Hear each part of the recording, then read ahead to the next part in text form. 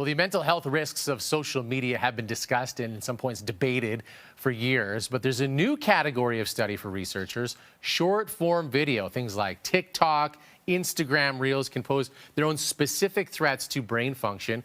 We welcome child psychologist Tania Johnson here for more on this. So, Tania, why is this different than I guess, traditional social media?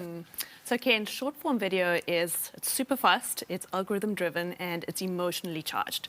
So when we look at the speed, it's really training our children's brain to constantly expect novelty. We're waiting for that next hit all of the time. Yeah. With the algorithm, it's like a personalized slot machine. So basically, whatever we've looked for before, it serves us content that really speaks to our fears, our worries, our identity, sense of humor, feels like it deeply knows us. And then that emotional roller coaster, we go from happy to sad to angry to inspired within seconds, with no real place for our nervous system to land. Okay, so what does this do on the inside as we're scrolling through all this and just getting hit with, all this action at once? So what we're seeing is that lots of kids no longer know how to do real world things. So they feel bored when they go for a walk or they play a board game, and they're looking for that stimulation all of the time. Where is that next hit coming from? Lots of parents, and the studies are showing the same thing, so that their kids are emotionally volatile and irritable after scrolling all of the time. And then the last one is, for many of our children, they just kind of flit through life. It's really shallow without learning those deep skills like regulation. How do we sit with uncomfortable feelings? How do we process those feelings? And so we're seeing coping skills being replaced by quick dopamine hits. Interesting. And you can extrapolate that out even to, adults listening to podcasts at the grocery store, all that sort of thing is filling up your time. So what do we do about it? Yeah. So there's a couple of things. I think, first of all, it's really, really important that we know what's happening with the brain.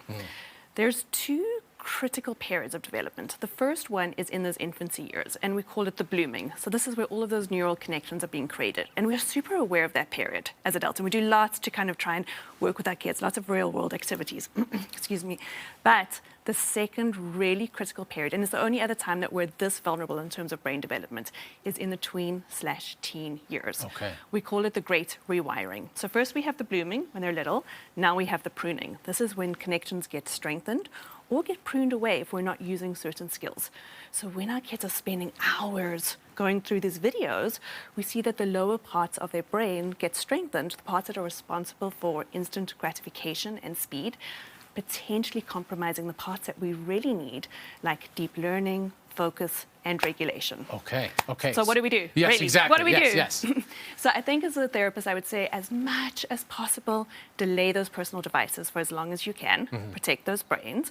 There are grassroots movements like Unplugged Canada, which can show parents how they actually do that. The second is have real conversations with your kids about tech and the impact of tech. In clinic, many parents will say to us, Tania, we don't really know what to ask. So these are cards that I use all of the time in clinic called Raising Digital Citizens. So use a card set. Use something structured if you have to, because if you don't know, you don't know as a parent. The other thing is to create friction, get those phones out of bedrooms, set limits. And then lastly, really intentionally prioritize dopamine offline. So go for walks, play, move your bodies, and really be intentional about going, we want to be part of a life and a world that's slow and messy and gradually unfolds offline. Okay, Tania, you know what? This can feel overwhelming at points, but you certainly help people out. I'm just going to hold this up again for people over here so they can see it. The cards, Raising Digital Citizens. There they are. Tania is one of the co-founders of the Institute of Child Psychology. You can find out more on instituteofchildpsychology.com.